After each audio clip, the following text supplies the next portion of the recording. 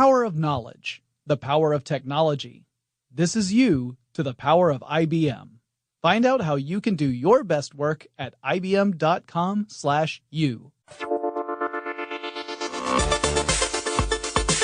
Get in touch with technology with TechStuff from HowStuffWorks.com. Hey there and welcome to Tech Stuff. I'm your host, Jonathan Strickland, and we are going to do a brand new predictions episode. You may remember that the last episode I played was a rerun from 2011 where Chris Paulette and I decided to kind of guess what the internet would be like in about 5 years' time. Well, now we're going to look another 5 years into the future, and Chris could not be here, but I brought on a good friend of mine, a peer, a guy who works for CNET, a very clever dude who's got it all together. Ayaz Akhtar, how you doing? I'm doing really well. Thanks for having me on today. Thanks for being on the show. And Ayaz is sounding very formal, but trust us, we're buddies. We often give each other the business, as it were. Of course, Mr. Strickland. We always give each other the business. Those plain envelopes filled with dollar bills will continue to come to you, Ayaz. So we wanted to take a look and kind of just have a casual conversation of what we think the internet and our interactions with the internet might be like in another 5 years. So in 2021. And we're just kind of shooting from the hip here. We're not really consulting any gurus or anything like that. But we did come up with a bunch of little questions that we thought would be good starters for this kind of thing. And one of the points we made in the 2011 podcast that Chris and I did was that we both felt that mobile browsing was definitely going to be increasingly important, that we would see desktops and laptop traffic on the internet get surpassed by mobile devices. And in fact, that did happen. And it wasn't like we were sticking our necks really far out or anything. It was pretty clear that that was the trend, even when we started back then. Now, Ayaz, do you think that's going to be something that we'll see continue? That will mobile devices continue to be one of the most important, maybe the predominant way that we interact with the internet, at least on an active scale? Yeah, I think the mobile devices, they've shown how important they've been over the years. And the thing is, for a lot of people, their phone is their first real personal computer. So what I'm expecting is essentially laptops and desktops, not as important, but we might actually have the ability to have, in 5 years now, where you have your phone, it's your brain for all your other little systems. Because I think other smart devices like watches, glasses, other devices and form factors that we haven't even thought up yet, those things will be around, but they're really going to be powered by your phone. Right, yeah, so that makes sense. Like even stuff with Google Glass, that was something that you used a Bluetooth connection with the phone. The phone ended up doing most of the processing. The Glass was just kind of a interface and display, and you still were relying upon the actual connection with your phone to grab the data from the cloud. And that does make sense. I mean, that way you remove the need for the more powerful processors and the various antenna that you would require to tap into those networks. You can offload that. You just need that Bluetooth interface in order for it to communicate with the devices, the real brain. Also, I just noticed recently a video that kind of blew my mind because it reminded me of something we saw at CES many years ago. And it was a video of a new product where you use your smartphone to act as the processor for what was really just a terminal, but it looks like, a laptop computer. And you dock your phone into it, and that essentially ends up being the brains behind your computer. And I can't remember, you might, Ayaz, I don't know, but I can't remember the name of the thing that was essentially that same idea from several years ago, where your smartphone and could just dock into a docking station and power a laptop. To me, it was interesting to see that idea come back again because it didn't seem to go anywhere after that initial CES debut. But it does kind of fall into that same idea that the smartphone will be kind of the center of a hub of devices, all of which will rely very heavily on it. Yeah, the device I think you're talking about is the Moto Atrix. Yes. Which is a phone that would plug into a docking station that kind of makes it a laptop. It wasn't elegant at all. It didn't work with every single docking station. You had to get a proprietary thing, so that kind of ticked people off. I know the Kickstarter you're talking about, or Indiegogo, I'm not sure which crowdfunding site it is. But I mean, I would imagine in 5 years, we would have more smart devices that can be on their own. But I still think that having all the power and all the brains on a singular device driving the other devices makes more sense, because, like you were mentioning, other radios, other antennas, other battery concerns, to have all of that in each self-contained object, you're talking about a lot of items you have to keep charged all the time. It seems like, I don't know if 5 years is enough time for this to really get mature. Maybe 10 years from now, not we're going too far, but if battery technology moves ahead, maybe we would see these devices that are, I guess, cloud connected. So the brain is still a computer somewhere, it's just nowhere near you. Right. I think also another important element to take into account is cost.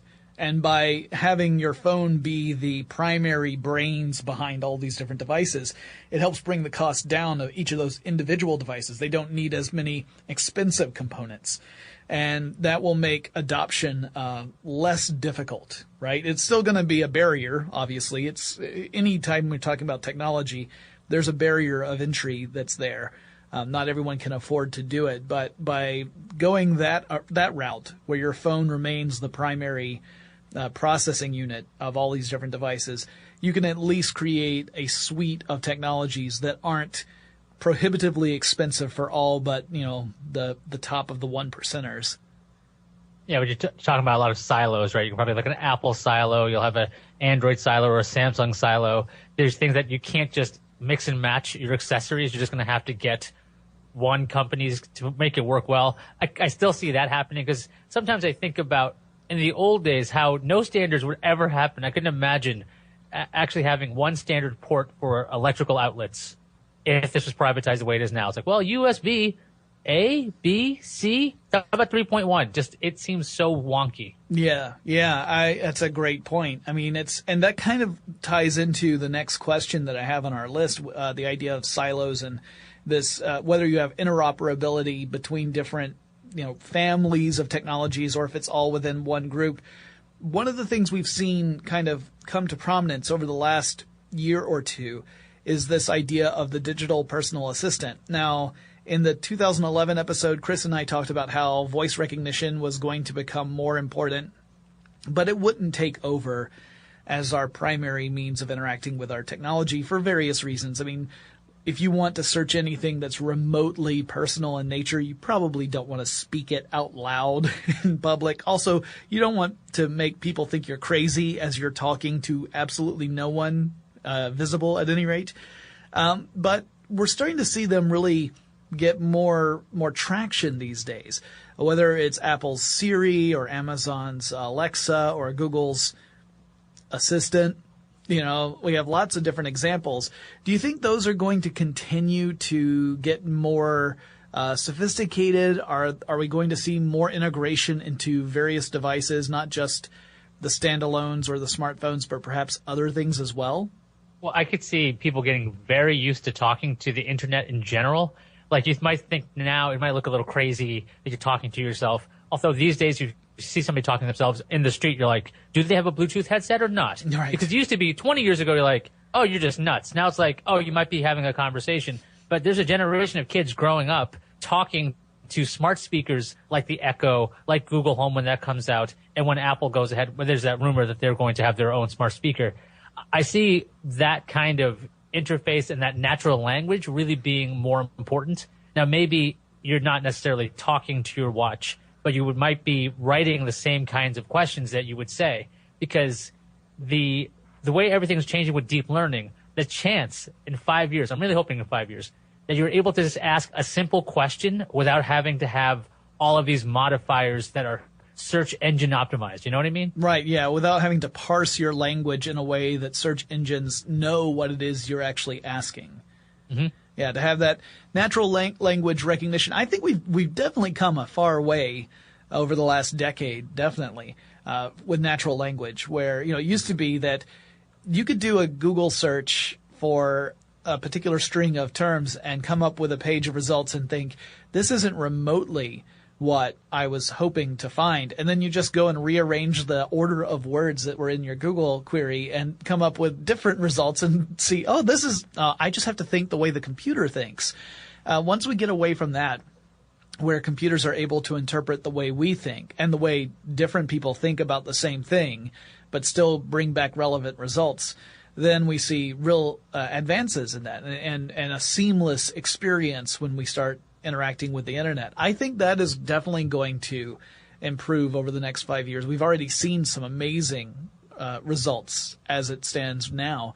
I also hope to see more of one of the things I really like the way Amazon has approached this personal digital assistant model is their approach is all about integrating with other systems so that you can control different things within your home, even if they were not originally designed to work together, through a single interface, right? Like Hue light bulbs are an example. Let's say that I've got Hue light bulbs in my house. Let's say I've got some sort of internet connected security system. Maybe I've got a couple of other appliances that are also connected through my home network. And with Alexa, assuming that the capability has been built in by developers, I would be able to interact with all of those as opposed to having to go through each proprietary system and interface, which gets extremely clunky. It's kind of like being in front of an entertainment system where you have 12 different remote controls and trying to remember which one goes to what component. I hope to see more of that because, like you were saying, if we go with this siloed approach, unless you're all in with one provider, your experience is going to be really fragmented. Yeah, this makes me think about the Internet of Things because I have an Amazon Echo and I've had some smart technologies in my house, like smart light bulbs and things. And most people would ask me, like, why would you need a smart light bulb? And these were just little fancy ways to make my apartment more personalized. But when you have an Echo, you have a brain that can talk to multiple devices, you start thinking what other devices you can get. So I'm expecting in 5 years, a lot of people will be very aware of the good uses for connected devices. Because like a connected light bulb, again, is a very strange idea at first. But when you get used to it, you're like, wait a minute, why didn't this happen before? So I'm expecting a lot more dumb things to get a lot smarter in 5 years. Yeah, and you know, we've seen this is a progression that starts with some kind of, you know, uncertain moves. Again, going back to CES. I love talking about CES because that's kind of like the proving grounds for these new technologies. Typically, a technology will start to kind of creep in, and then the next year it'll be almost everywhere, and then maybe 3 more years it'll be to a point where people will actually want it, right? Because we've seen the smart technology move into various appliances for the better part of a decade now. And in many cases, those early implementations were either short-sighted or not terribly useful. But as people are learning how to interact and as developers are learning, you know, what people expect from their technologies, we're seeing that improve over time. I think in 2021, Internet of Things is going to continue going strong. It isn't just a fad or a buzzword. It is going to be a pervasive technology that surrounds us and binds us like the Force. It also has some potential for some negative stuff as well, not just the idea of making our lives easier, but we'll talk about that in a little bit. So one of the other elements I have here on our list is this question about, again, getting kind of to that fragmented experience idea. The rise of the app. That was one of those things that Chris and I didn't really touch on. We didn't talk about apps. I don't think either of us had really figured out how important apps were going to be in general. And apps on smart devices, on smartphones and mobile devices in particular, have become one of the most important stories in technology over the last few years. Companies can spring up overnight and become incredibly successful with the right app. A lot of companies out there are banking on that success. Many of them are failing. And it's weird because it also creates this very siloed approach to how you access and interact with the internet, particularly apps that are related to content, where, you know, you might ask the question, why do I use this app versus use a more universal interface like a browser? Do you think that we're going to continue to see, a wide variety of apps moving forward, or do you think that's a bubble that will burst sometime between now and 2021? I don't see apps necessarily going away. I can see a lot of like hypervisor style apps like we're talking about with the Echo, where it controls lots of different things. I could see a lot more apps that control other apps, if that makes any sense. Like things like right now we have things like Hootsuite, which can access your different Twitter accounts, Facebook, and all that other information. So I could see that happening, which is a little strange if you think about it, because a browser should be able to handle it.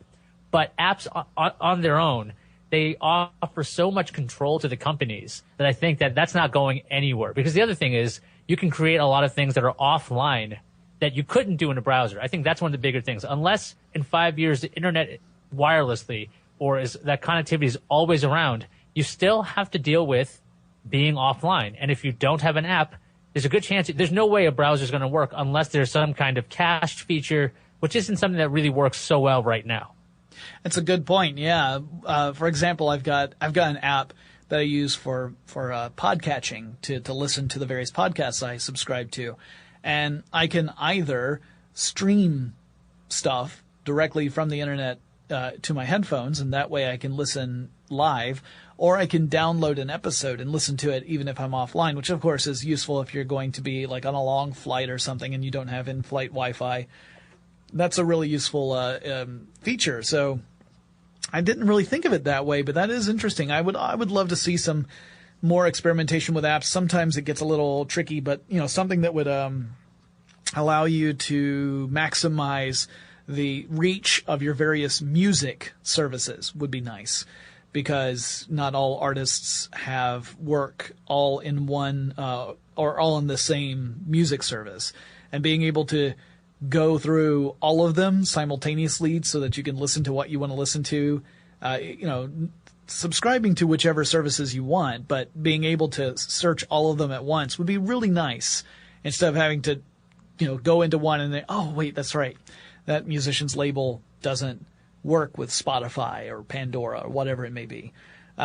So yeah, that is interesting. I do think there's going to be a bit of a reckoning between now and 2021, where we will see a lot of apps kind of collapse in on themselves. I think we're going to see on the investment front some venture capitalists being a little more careful with which apps they jump in and back. I just don't see it as sustainable in the long run for the kind of approach we're seeing right now, where it seems like every week you're getting one or two stories about some brand new app debuting with incredible amounts of financial backing and no business plan to speak of. That cannot continue indefinitely. So I think there's probably going to be a bit of a shaky bubble kind of moment between now and 2021. Hopefully by 2021 it will have settled back down so that we can have productive, useful apps continue. I don't want to see anyone tank. I just don't think that the way things have been going is sustainable in the long run. The other thing I was thinking is that the way I've seen companies talk to developers, the idea that you write one app and it runs on multiple platforms, Android, Chrome OS, or if you run a Windows app, it runs on every Windows thing. And iOS at some point has to have some kind of ties to OS 10 or Mac OS. I would imagine in 5 years, these apps that are just kind of like, oh, it's only for my phone, or it's only for my watch, or it's only for whatever. These apps will actually be much more powerful than when you can install them on full-fledged computers, or you can have the same experience or slightly modified experiences for different screens. I think that's the future we're headed for. So we're not going to lose the apps. We might get more productive apps, but I don't see it being this world of the way it is now. It's definitely going to be much more kind of like the way the iOS apps can be iPhone and iPad. I can imagine this happening with all other kinds of apps as well. Yeah, that's something that Microsoft has been pushing for a long time. I mean, Windows 8 was our first indication that they really wanted to create this universal experience where the technology, the programs you depended upon would work across multiple platforms seamlessly.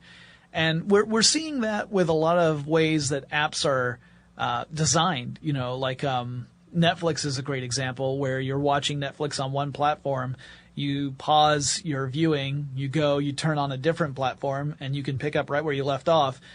that's sort of that same idea, this idea that you can have a persistent experience across whichever platform you want. It may be that the interaction with that platform has to be different because it doesn't have the same interface, but the experience you get is as close to being universal as you can possibly get. I agree that that's definitely going to continue, and by 2021 it'll probably be very impressive, at least to the 2016 versions of us. Maybe the 2021 versions of us will be, totally blasé about it, but but right now we'd really be thrilled by that. One of the other things we did not talk about in 2011, neither Chris nor I anticipated it, was the rise of Google Fiber. And seeing Google Fiber come out, I'm in Atlanta, and Google Fiber is currently deploying in Atlanta to the point where lots of different neighborhoods in the Atlanta area are eligible for signing up for Google Fiber. Not me yet, but any day now. So we didn't anticipate Google Fiber showing up. Do you think Google Fiber is actually going to have a disruptive effect on the industry as a whole, or do you see this as being something that might be beneficial for certain regions, but that's all we're going to see? We're not going to get a wider effect than that.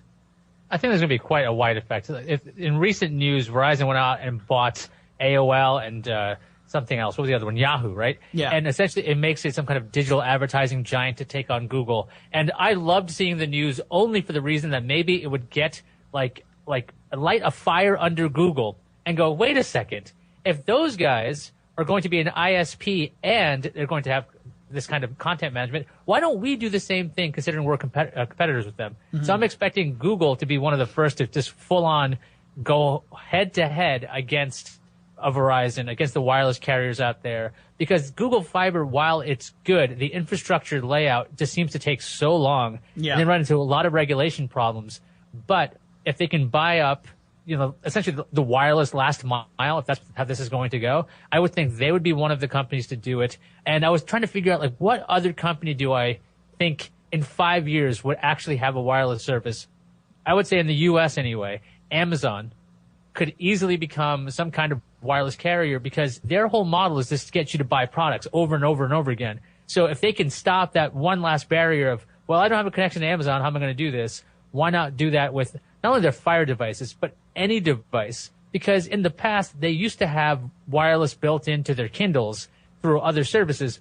There's really not a lot of reasons why a company like Amazon wouldn't enter that fray, especially in my future, by the way. Google's already entered this. And it's going to have enough of a disruption that other companies will no longer be afraid to fight an AT&T, a Verizon, and I guess T-Mobile at the time, because that's usually the biggest fears. Like, if I go against these guys, they won't carry my phones, and then that's going to cause an issue. But when there's enough competition, it no longer matters. Well, and it's just nice to see any competition at all in that space. At least with the wireless side, you could argue, particularly with the cellular and the LTE side of things, you could argue that there is at least some competition here in the United States. When you get to home internet access, like wired internet access, that level of competition starts to drop off dramatically. Depending on where you live, you may not have any options other than a single provider. In my case, I have one decent option, at least from a data speed, although anyone who listens to a show that Ayaz and I do knows that its reliability is more than a little questionable. By the way, Ayaz, I don't know if I'll be able to record this week. We'll find out. But seeing actual competition there is really encouraging because it suddenly forces these major companies that haven't had to worry about that kind of thing for more than a decade to really seriously consider it, especially seeing as how ones like Comcast are in the business not just of providing internet service, but are also cable television companies. And that business, I didn't really think about touching on that because it's related to internet, but it's not truly internet. That business has been really kind of teetering on this edge of a precipitous drop for a couple of years, and we expect that to happen any day now, really. So seeing that kind of pressure come up is encouraging to me because I hope that it will ultimately benefit the consumer, where you have real options, not just options in name only, for real good internet access, like decent speeds. And it'd also be nice to not see any more data caps. I'm really hoping the data caps go away. That was something we touched on in our 2011 episode, and turned out that ended up being a real big issue, particularly since we're seeing more and more streaming video these days at higher qualities than ever before. You're talking about things like 4K and perhaps even higher resolution video moving forward. Data caps are a real problem. Do you think that's going to be something that will persist? Do you think companies are going to hold on to data caps for as long as they possibly can? Or do you think that demand and competition will ultimately make data caps a thing of the past by the year 2021? There's what I want to happen and what I think is going to happen. Okay, let's hear what you want to happen. What I want to happen is I would like there to be enough bandwidth that basically these companies are auctioning off or selling to you various speeds. Okay, you can pay X amount of money for up to 10 megabits per second. You can pay Y for 30. You can pay Z for 1 gigabit wireless. Yeah, but that's not going to happen. What's going to happen is you're going to get this giant fire hose of speed. Like, we're going to give you 1 gigabit per second, but your cap is 5 gigabytes. So you're going to run through this. Now, gigabits to gigabyte, there's obviously a change there. Yeah. But that's the thing that keeps making money. It's actually relatively simple to explain to people as well when it comes to caps. I don't see that being changed unless, like we talked about, if other companies get into the game where there's enough competition, maybe somebody can disrupt that marketing. But the way it is now, it seems like the old ideas was unlimited and we'll have unlimited, and then people would never let them go because of the changes that have happened. I think caps are here to stay, at least only on the wireless space. On the wired side, the home-based stuff, I still think if they have caps at all, they'd be very, very high, kind of a ludicrous number that's very hard to hit, because that's how it's sold at home. It's about speed. That's how you get home internet. So I still see wireless companies just sticking to caps. One particular wired company, I still think will do caps. You know the company. Yeah, is it the same one I was referring to earlier? Yes. Yeah. Yeah. No, I know that company well. Too well, some might say. Yeah, I really hope that the push from Google Fiber will ultimately make the wired data caps a thing of the past, as companies have to differentiate themselves more in order to win over customers, rather than run the risk of seeing their customer base deplete into nothing. That's my hope. My fear is that this is just going to continue to be an issue in 2021, and that people, even though they'll have the access to much better internet service, will not be able to take full advantage of it because of those things, or at least not without paying a hefty fee for either the unlimited package, which I'm sure some companies will offer, or overage fees because you keep going over the amount that you're allotted per month, somewhat arbitrarily, if not entirely arbitrarily. That's the grumpy old man version of this episode. Let's talk about something that gets me even more angry: net neutrality. So net neutrality, we've seen a lot of progress over the last 5 years. One of the things that happened that Chris and I didn't really predict was the move on an official front to try and reframe cable companies, or cable providers, internet service providers, I should say, in a way that would allow them to fall under rules that would ensure net neutrality would continue. And we've seen a lot of resistance to that idea over the last couple of years. The companies are fighting this like crazy. What do you think the status of net neutrality will be by 2021? I think it's going to be similar to the way it is now. I think that the T-Mobile method that we've seen was basically what we're going to see by everybody. And what I mean by that is there's no prioritization of bits over other ones. However, certain bits do not count against caps. It's almost like bending a rule like crazy without breaking it. So I think that's how we're going to ride this line, because I know when it comes to net neutrality in the United States, one of the ways that companies can say, hey, listen, we can actually prioritize bits is based on network congestion or network management. And as long as you can come up with a reason why you need to do this, a legal reason, it'll make sense to do it that way. But I'm assuming the T-Mobile method is actually the future of net neutrality. It's not prioritization. It's just not counting something towards a cap. So in other words, it's not that you would get faster or more reliable service. Let's use a fictional approach. So let's say that I've got a video service, we'll call it, I don't know, Notflix. So I've got Notflix, but I also am, let's say, a subscriber to Tim Warner. So Tim Warner is my internet service provider, and Tim Warner, that guy Tim, has got his own video service that is competing with Notflix, and Tim Warner's service doesn't count against my data cap, but Notflix does. Now, if I were to watch the same movie on either service, I would have, at least in theory, the exact same experience as a customer. Same bit rate, all of that stuff. No buffering, same quality of video. It wouldn't matter. But when it came time for me to pay my bill, I wouldn't have any danger of going over if I was relying on Tim Warner's service than on Notflix, where I might go over because that is still counted against my data cap. Am I capturing what you're kind of proposing here?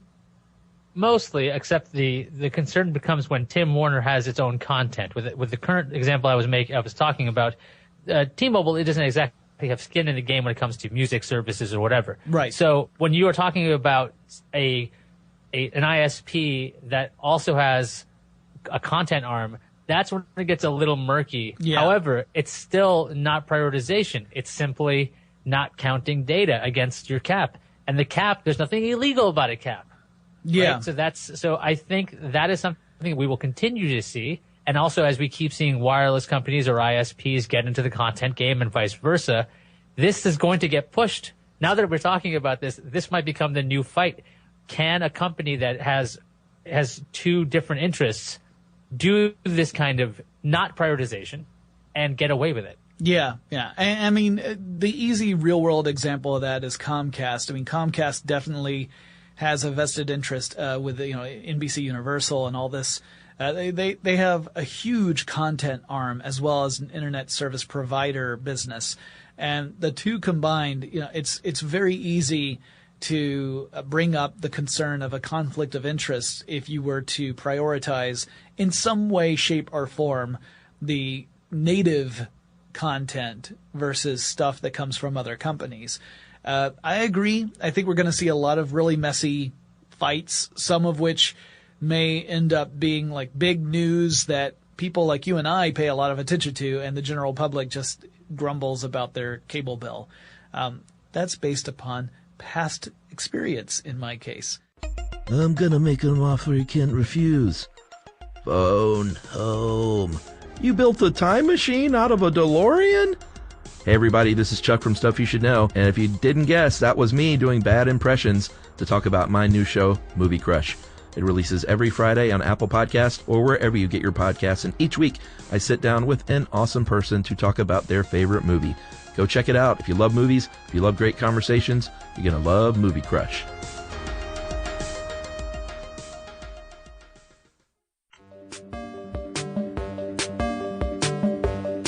What about the concept of privacy by 2021? We're already seeing some struggles out there. We've got so many devices out in the hands of people that have cameras. They're not only capable of shooting video and recording sound as well as just shooting images. They're not only capable of uploading that stuff later, they can stream it live at this point. And we've had famous examples, recent examples of that being used to great effect, sometimes with really disturbing consequences, important but disturbing consequences. But this is also raising up questions of what will privacy be like? What is the expectation of privacy in a world where you are surrounded by potentially hundreds of live feed video cameras that could broadcast to the entire world? What do you think? It'll be dead. Privacy Privacy's be dead. In 5 years, dead. The idea of having a reasonable expectation of privacy when could you possibly imagine a space other than, I guess, maybe a bathroom? Where do you have a space where you think you have a reasonable expectation that you will not be recorded, where you will not be seen by a camera or live streamed? At this point, in this modern age of 2016, it's getting more and more normal. Yeah, there's a chance that I could be walking around in a store, in a mall, or whatever, and somebody's live streaming this on Facebook Live. In 5 years from now, people are going to get way more used to this concept. So this idea, I'm thinking of the legal standard, a reasonable expectation of privacy, that changes when it comes to reasonability. So when it comes to your face showing up on a billboard for, Netflix as a user, because you were outside on a phone and somebody saw you on your phone looking at Netflix, that might be used. It could be in terms of service that we can use your image if we get you on the street. There's all kinds of changes because cameras are everywhere. It used to be the fear of, oh no, Big Brother's watching me, but everybody's watching each other and can live stream anything at any given time. I don't think privacy is going to be the same kind of great thing we held sacred, years ago. Now then it's going to be in the future. This idea that, well, of course we're live streamed. This is just how it is. That's the way reality is now, right? Yeah, and it gets even more complicated than that because you also have organizations that are pushing back against this encroaching world of live video. I'm thinking specifically of various police forces around the United States in particular. I mean, this is something that we've seen in other countries, but you're starting to see it in the U.S. where you're seeing more of an opposition to the idea of capturing this stuff on live video. There was a case in Pennsylvania not too long ago in which I believe it was a college student who was using his phone to video police that were gathered outside of a party. And he was detained for that, and there was this whole court case. And eventually the court said in their decision that the right to video police officers in a public space, I guess maybe it wasn't a public space because it might have been in front of a private house party, but to video police like that is not protected under the First Amendment in the United States unless you are specifically using it to provide meaningful commentary or critique of the police force, which seems to be a pretty major legal decision in my mind. One that I am sure is going to be contested over time. But seeing this kind of uncomfortable reaction where law enforcement groups, not universally, but in pockets, are opposing this kind of approach, tells me that maybe by 2021 we'll have a point where privacy is dead, Mark Zuckerberg style, but it's not going to be a gentle pathway. We're going to see lots of different reactions, both from official agencies and individuals who are going to protest this, I think, ultimately, as you say, fruitlessly, because I don't think you can stop this train now. It's moving. There's no way to derail it. The question is just how long is it going to take to get to that destination where we've just, come to the conclusion that you're essentially always on camera. But it'll be great. In the future, that means that people will have like throwback parties. They'll be like there's 90s parties now. In the future, it'll be like privacy parties. Yeah. And nobody's got a phone. You got to chill out and you can't live stream. And it'll be like a thing that people like do, kind of like camping. They decided we're going to go off the grid or we're going to not live stream just for 30 minutes. I know it's a crazy idea, but we're going to be dark for this long. It'll be kind of like the advertising campaign for Las Vegas about what happens in Vegas stays in Vegas. It's going to be kind of like that. Like, all right, on this weekend, we're not broadcasting what's happening. You experience it when it happens. When it's over, and that's it. That does appeal to me, even as someone who seems to be surgically attached to his phone. I go through that level of distress if I realize I don't have my phone on me. I go through that panic mode. But it does also sound nice to kind of get away from that if you're making a conscious effort to do so. I don't like it forced upon me. So what about, related to privacy, what about cybersecurity? Obviously, we've seen lots of high-profile cybersecurity risks and attacks. We've seen a lot of information about various vulnerabilities being exploited. There are, of course, major conferences that are dedicated to both uncovering and demonstrating the power of exploiting vulnerabilities. I honestly think, because I've been asking you to answer every one of these questions before I do, it's kind of the safety net version. I think this is just going to become one of the most important issues by 2021. And I have no doubt that there will be several major stories that involve cybersecurity failures, possibly even a couple of catastrophic stories thrown in there. And by catastrophic, I mean things where either it's discovered that there have been foreign agencies spying on very important material. We've already seen examples of that in the past, whether it's in the United States or other countries. We're going to see more of that come to light, I think, over the next few years. And also just other examples of things like corporate espionage, or whether it's something where one company is acting against another, a government against a company, or disenchanted former employees against a company. I think we're going to see a lot more of this, to a point where cybersecurity is going to be one of the biggest and most important industries by 2021. What are your thoughts? I think in some areas it'll be really important for industry, just in general, like when it comes to everyday security. If you work at a corporation, you work at a business, that kind of thing. I just think with the public consciousness, it'll remain as it has been. We had the whole, here, look, the NSA's got everything on everybody at all times, and it still didn't cause a shift in behavior. Yeah. Now, there might be some new interest in, hey, is its fingerprint scanner going to be used against me? Do I have to be conscious when I use my thumb? Or is my passcode, can I not give a passcode? Those kinds of questions do come up for the general public. I just think the public consciousness, with the connectivity we have now, there's a real ease in just turning off your brain and going, yeah, I know that happened over there, but I really want to check on this live stream. I really want to mess with this app. I want to do this other thing. So while it should be really, really important, and while your privacy and being protected and your data being protected should be important, we see stories all the time about breaches and overreaching by agencies and finding out there's state-sponsored attacks. Yet it's only those who are intrigued or interested in security that are already reading the stories, kind of feeding itself, not exactly hitting a chord with the public. I don't know what it would take if the NSA stuff didn't do it. I don't know what it would take other than aliens showing up and saying, we have docs on you. And they'd still be more interested in the aliens than on the documents. I agree with you in the sense that I think the general public will not be more attuned to the risks and the various problems of cybersecurity, and even the advances in cybersecurity.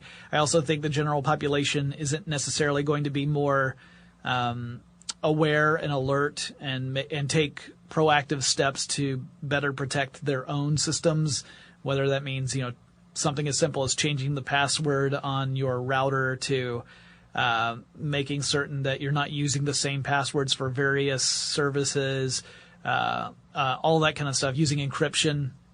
I don't think that's going to be a big deal for most people. But I do think on the back end of things, on the actual cybersecurity industry end of things, that's going to be a huge, huge area of growth by 2021. And if someone were asking me, they were interested in technology and they were wondering what area would have, good growth, good potential, I would say cybersecurity is way up there. It's not, I don't think people would necessarily consider it glamorous, and a lot of folks just don't necessarily understand the importance of it. But based upon the things that have happened, look at the stuff that's happened over the last 5 years, from Stuxnet to you've got the Sony hack, which was huge news a couple of years ago.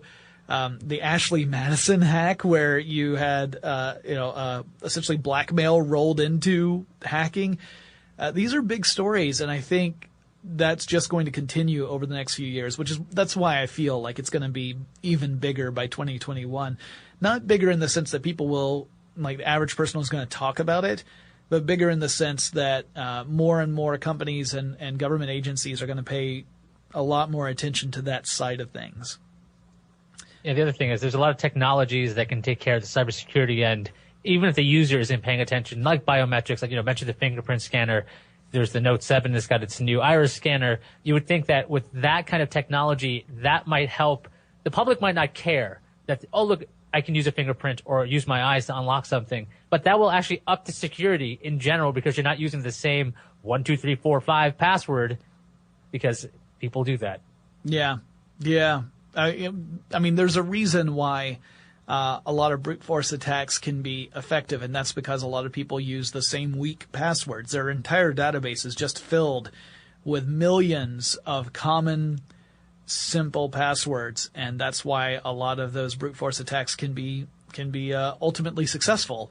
It's because people are not practicing good computer security. So using biometrics as a means of improving that is a step in the right direction. I mean, obviously, no system is completely foolproof, but this is definitely a better step than 1, 2, 3, 4, 5, which is on my luggage.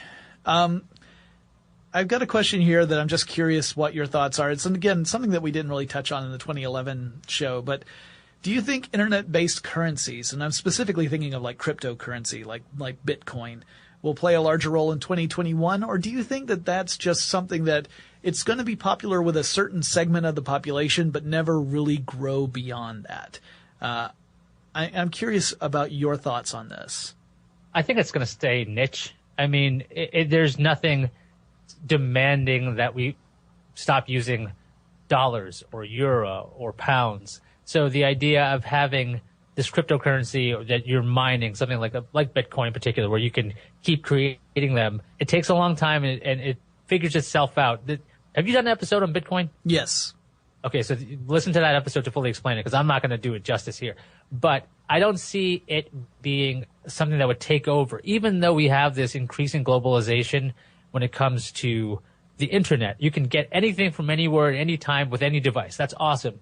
But it took a lot of time to get that infrastructure in place and to introduce a new currency that's going to make it work. I don't see that becoming a bigger deal. I still see it having a minor interest for people who really want to get into it, but I don't see it growing much larger than that. What do you think? I think you're right. I think if we see any major state-backed cryptocurrencies, then there's the possibility that could take off. But then you start asking questions of why bother going through the trouble of creating a cryptocurrency when you could just create various services, things like Google Wallet or Apple Pay, the ideas of like the transaction services. So it has nothing to do really with currency, other than the fact that those are the units with which that you use to determine how much you're paying for something. But it's actually a wealth transfer system, for lack of a better phrase. I think that's what we're going to see continue to grow. We're going to see those services get more popular and used and implemented in a variety of different products, including, wearables being a really simple example. I could easily imagine a lot of wearables having that particular capability built in as part of what it does. But I agree with you that the cryptocurrency, I think, will remain the realm of a smaller population. And I would also argue that it's those people who they purposefully try to maintain that, right? I think that those populations don't necessarily want to see a widespread adoption of the currency that they like, because for one thing, it allows that currency to be used for stuff that they might not want more attention drawn toward, right? Like some of the more shady or possibly outright illegal things that we've seen Bitcoin used for, and other cryptocurrencies as well. Yeah, the idea with Bitcoin and other cryptocurrencies, it's essentially cash online, an untraceable unit that can be passed from one person to another without necessarily being caught with this kind of paper trail with credit cards, that kind of thing. And like you're saying, it should stay, I would imagine, staying niche, because it's almost, in some respects, cryptocurrency is a solution in looking for a problem. Yeah. You don't really need to do this, especially with all of the banking structures out there, to do a lot of I don't want to say legitimate, but other business. If you want to do regular business, you can do that so many different ways at this point. I remember, way back when, this is the wrong way of looking at the internet, but people were afraid to bank online, but people have gotten very comfortable with it now. So maybe a little too comfortable in some cases. Could be. Yeah. Hey, I'm Jack, host of the new comedic news and pop culture podcast, The Daily Zeitgeist from How Stuff Works. A little bit about me. I've listened to almost every episode of Stuff You Should Know and Stuff You Missed in History Class. I'm the co-founder and was the editor-in-chief of Cracked for the last 11 years. And our show is basically the day's news and pop culture filtered through a brain that contains all the information that entails. And I'm Miles Gray, Jack's co-host, a former political operative and pop culture addict, like something I actually take medication for. He does. And sometimes he's a bunch of different people, like Michael McDonald. Tell him he's a stranger. Japanese radio DJ. 皆さんおはようございます。マイルスです。 And Making a Murderer's Brendan Dassey. Yeah. No. Just a fair warning, guys, you're going to learn a lot, but some of the content can get a little edgy, so not for young ears, but trust us, it's all in good fun. So go to Apple Podcasts and listen and subscribe to The Daily Zeitgeist. It's really good, is our catchphrase. We're still working on it. Yeah, I think a large part of it is your philosophy. If you're like a crypto anarchist, then this type of currency would have a very strong appeal, right? Like I think there's an element with not every, but many Bitcoin enthusiasts that the one of the strongest appeals is that it isn't a state-backed centralized unit of currency. It has this other kind of mystique to it that doesn't rely upon an authoritative force determining the value of that currency. And there's that part of the appeal, and I can understand that, but I also understand that that's a part of the appeal that really just appeals to that small segment of the population. Not everyone shares those same values. So I think that by its nature will continue to limit cryptocurrency to its relatively small population. Well, here's something that you and I have both worked in. YouTube videos. YouTube's changed a lot over the last several years. Do you think the YouTube of 2021 will look remarkably different from the way it looks now? Are we going to have thousands of multi-channel networks out there? Or will it even be possible for an independent artist to upload something and have it see any sort of traction whatsoever? I think independent artists will still be able to upload things, and things will go viral when they do, or they'll be shared if it's good. I always think that great content rises to the top no matter what. Mm-hmm. But I was trying to figure out what is the role of YouTube. This is separate. I didn't even look at any of your notes or questions. I was thinking about YouTube in the future. I thought the internet in the future is going to be super fast. You're going to have a lot of video. You're going to see over-the-top solutions with cable companies. You're going to have a lot of this network television online. And then you have YouTube, and I was trying to figure out what is it going to be. And the closest thing I could come up with is I could almost see YouTube becoming a network of sorts. They already have their own channels. Yep. So it would be its own network with its own channels, which is weird. I guess kind of like HBO, right? HBO's got 1, 2, 3. They've got kids, all that kind of stuff. So I could see it going that way where it's imagine an over-the-top service that's bundling in YouTube, which should theoretically be free, but maybe it's YouTube Red, a premium version that has the premium content available. That's where I really see it going, because if television goes online entirely, online television should be a part of that. Mm-hmm. So I would think YouTube somewhat becomes a network where even though it's still generated by a lot of independents, there are obviously a lot of companies putting money into it. Every now and then you'll see a surprise hit, kind of like, I guess, if you think about it in the movie structure, where you can have a low-budget hit happen with movies. Why not with television? Yeah, I could see that. I mean, it's a weird thing to think about, because I wouldn't have really anticipated the multi-channel networks coming up. A multi-channel network, for those of you who aren't familiar, it's the name pretty much gives it away. It's a network of different YouTube channels that have banded together to make kind of a unified business. So you may have 6 or 7 different channels all bundled together under one network, where you can easily see the different individual channels within that network, each of those individual channels might be very different from one another. They may not be thematically linked at all. It could just very well be that they've banded together and mostly in an attempt to tap into the same promotional power so that one independent creator can take advantage of an audience built by another creator. And obviously, I would argue that the more closely aligned the various channels are, at least in tone, if not content, the easier it is to migrate some of that audience over so that they also adopt the new platforms. I don't know if that's going to be as strong a presence in 2021. I almost see this being like another bubble, kind of like what I was saying with the app bubbles. I think we're going to see some multi-channel networks do just fine. They'll stick around. They may even grow. They may incorporate others. But I think we're going to see a lot of them collapse. I just don't think the online business is hard. Creating online content is not easy. It's not easy to do, and it's really not easy to do successfully, right? Like it's already got a barrier. The technology barrier has come way down. But to do high quality content is already challenging. And then to have that content be discovered is growing increasingly challenging over time. Particularly when it comes to video. I mean, we've heard the stats about how it's more than, I don't know what it's up to now. The last I looked, and this was months ago, so I know it's out of date, was something like 108 hours of video are uploaded to YouTube every minute.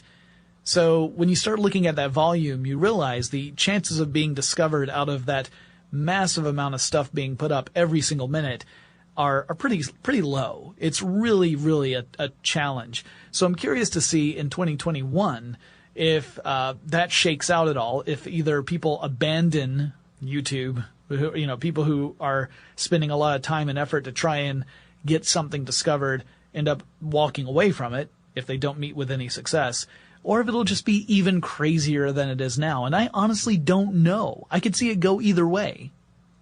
You just sparked my imagination here because I was thinking the way Google has invested in deep machine learning, the way Facebook has done the same thing, this idea that you just said, hundreds of hours are being uploaded like every minute. Mm-hmm. The idea that there's all this content and the discoverability is really low. That's where all this deep machine learning makes a lot of sense on the back end. So if you're done watching a YouTube video on whatever you're watching it on the future, it will actually recommend something similar or maybe in style, maybe in comedy, maybe just an appearance, maybe something like that, because the analysis of the content should be greater at that point where this is actually a good problem to have. Having too much content to go through is actually awesome for, I would think, any viewers. Like, what do I pick? I could pick anything. Yeah. But that it does become very paralyzing in the fact you don't know what to pick. Yeah. But if these algorithms get better, if deep machine learning has figured out what are the parts and components of this thing that you enjoyed,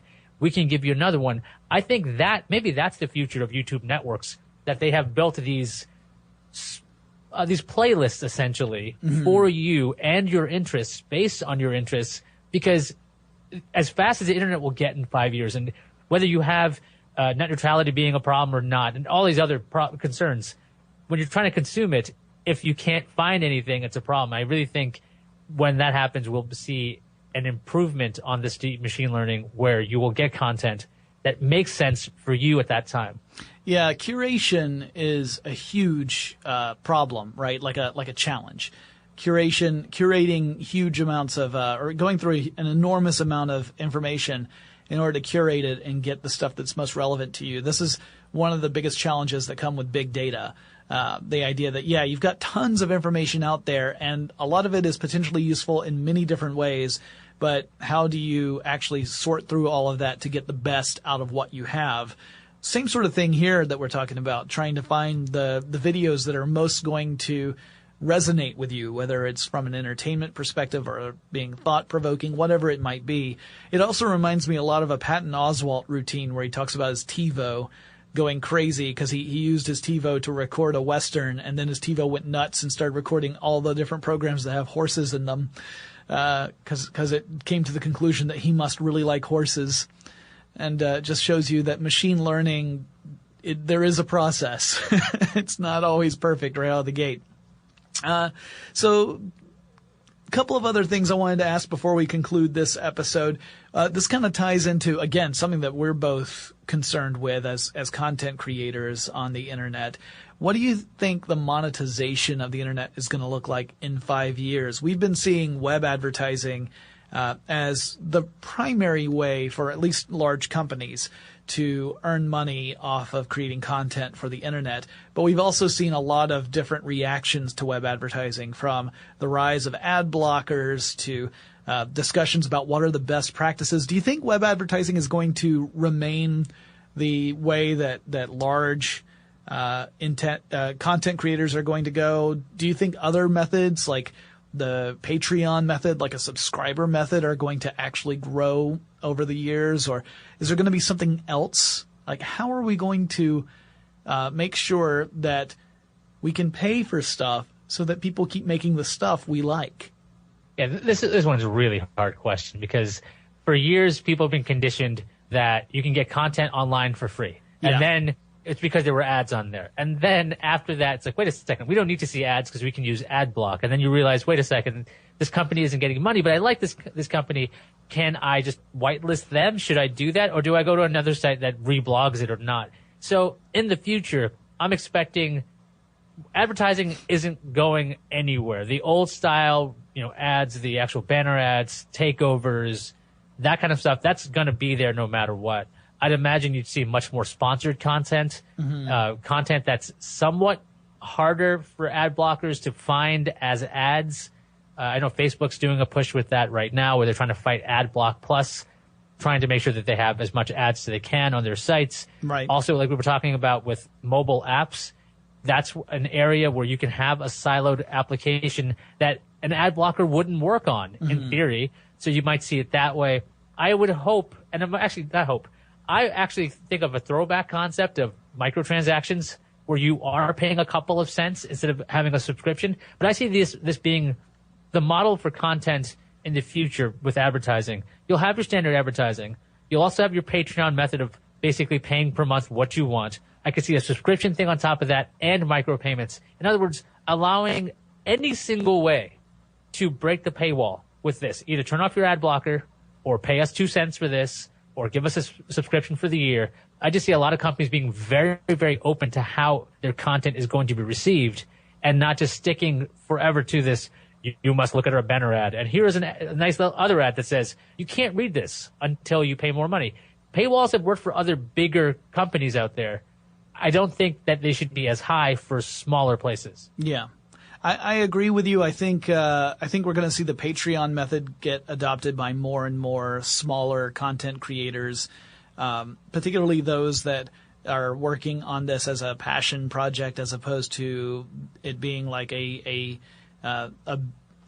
business, right? Like they want to make money off of it, but they also are in it because this is something they truly want to do. I see a lot of more people going down that route. I agree that we're going to see a lot of companies say, look, here are all the different ways that you can support us. Pick whichever way works best for you, and then we will continue creating the stuff you like. I think that is probably I think it's going to take us a while to get there, but I think that is the best approach. Again, to just give those options to the consumer. And I agree with you that we have conditioned people to think that stuff on the internet is free somehow. Like we just magically create it, and somehow we're also able to pay rent and buy food, and that it's all wonderful, and we will continue to do so in perpetuity, and we're never going to get evicted or starve to death. That's not the way the world works, unfortunately. So I think we're definitely going to see a lot more sponsored content. We're going to see some branded content, stuff that, we're going to see some growing pains with people experimenting with how do I create something that serves the brand that's sponsoring me, but also is of genuine value to the people listening, so it doesn't end up becoming a very long commercial that people feel like they're fooled into consuming, because they hate that. I don't know if you know that, Ayaz. People hate being tricked into watching a commercial. What's that? I couldn't hear you over my beautiful citizen. What? No, I'm just kidding. Yeah, right. Right. I was thinking a while ago, we lived in a world where paying for music online sounded like the craziest thing. You could get it as much as you want. You could find it anywhere. Yeah. But if the cost gets low enough, then you saw that people changed their methods. They would pay per song. Now the subscription services are completely the way to go. Mm-hmm. So I think if the business side figures it out and goes, look, we can't keep it going the way it is now. It's just not sustainable. There's a chance that people will relearn this and then go, yes, I wouldn't take I really hate saying this, but I wouldn't just swipe a newspaper. Right. And there's content there, and there's nothing wrong with charging for content that you make.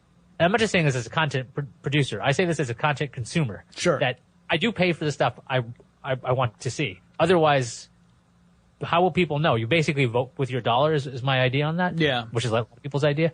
But it's going to take some time. There's just such inertia to not change anything. Yeah. But well, I mean, motivates. you've got billions of dollars wrapped up in an industry that is not known to be fast to react to changes. And I'm talking about the marketing industry in general, advertising industry, which has it's linked to pretty much everything we're talking about in this little discussion. And yeah, you can't expect it to change very quickly, and yet the wants of the customers are changing, and what they are willing to do changes, and you have to react to that. I think you really hit on it, the idea that if the price is right, and if it's easy enough to get, like, I think you have to have both of those things. You have to have the right price, and you have to make it really, really easy for people to buy your stuff.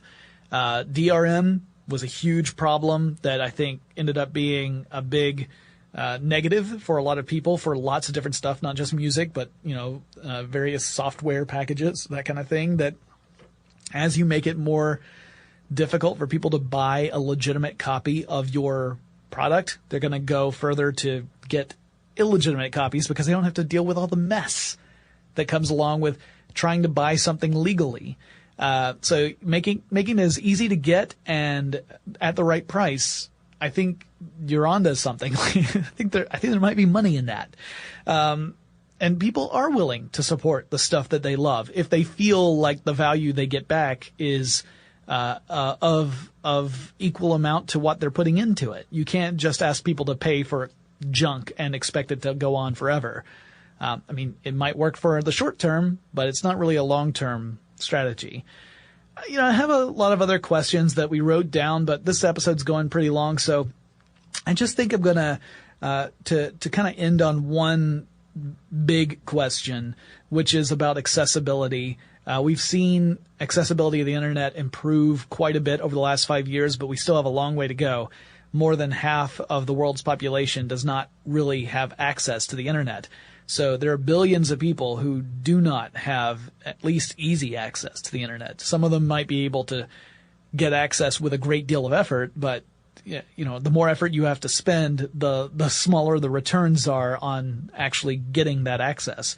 But we're seeing a lot of projects trying to change that. So things like Google having a Project Loon and Facebook having its proposed satellite and drone program to supply internet to lots of different parts of the world. Both of these companies have a vested interest in people getting access to the internet. It's not like it's purely altruistic. But do you think that by 2021 we're going to see near universal access to the internet? Eric Schmidt of Google fame said back in 2013 he thought by 2020 everyone would have access. Do you think that's do you think that's realistic, or is that a little ambitious?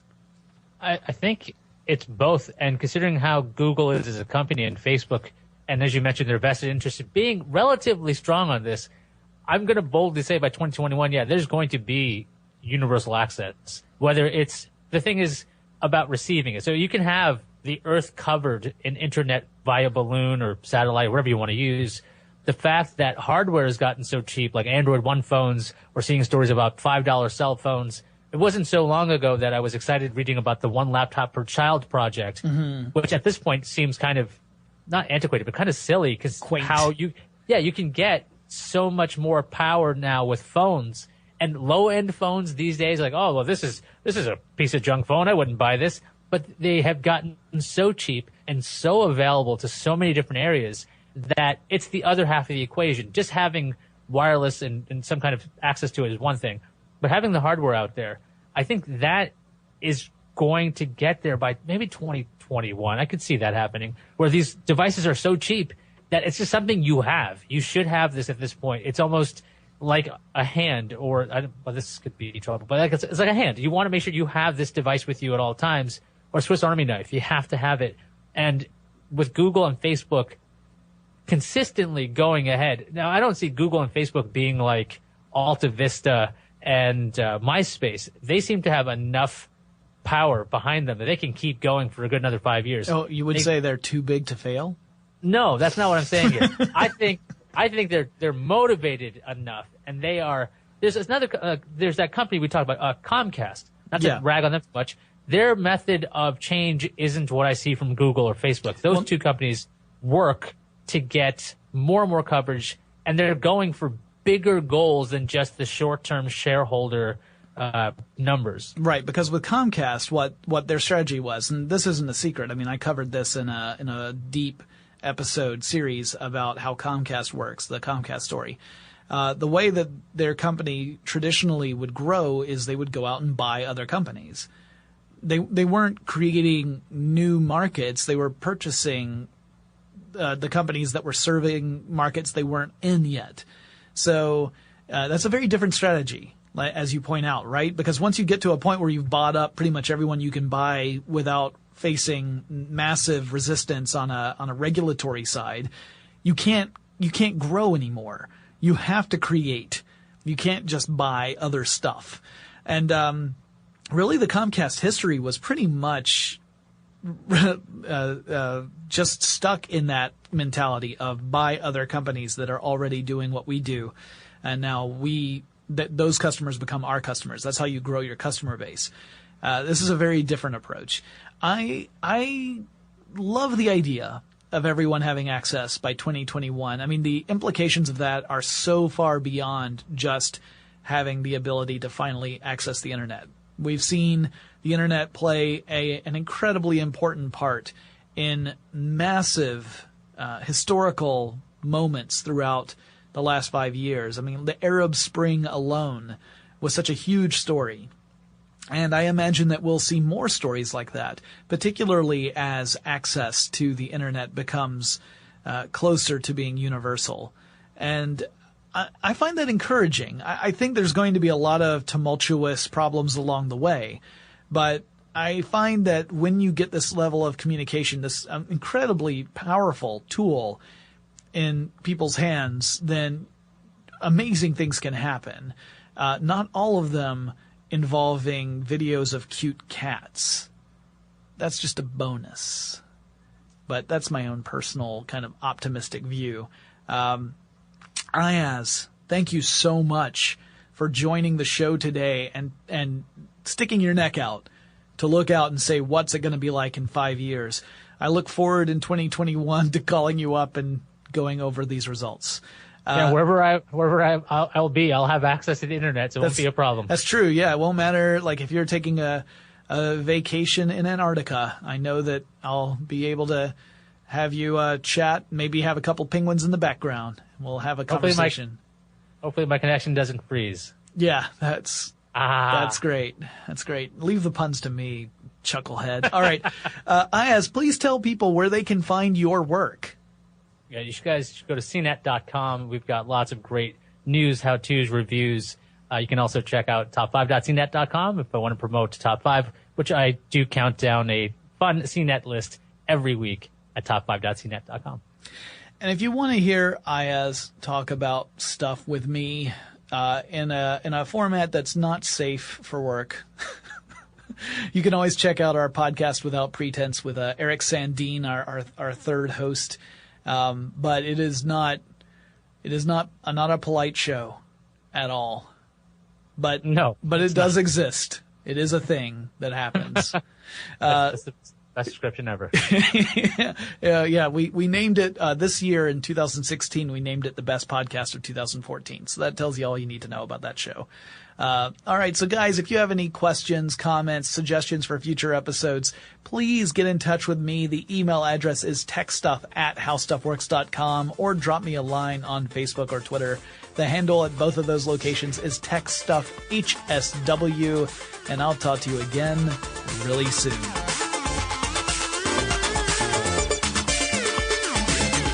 For more on this and thousands of other topics, visit howstuffworks.com.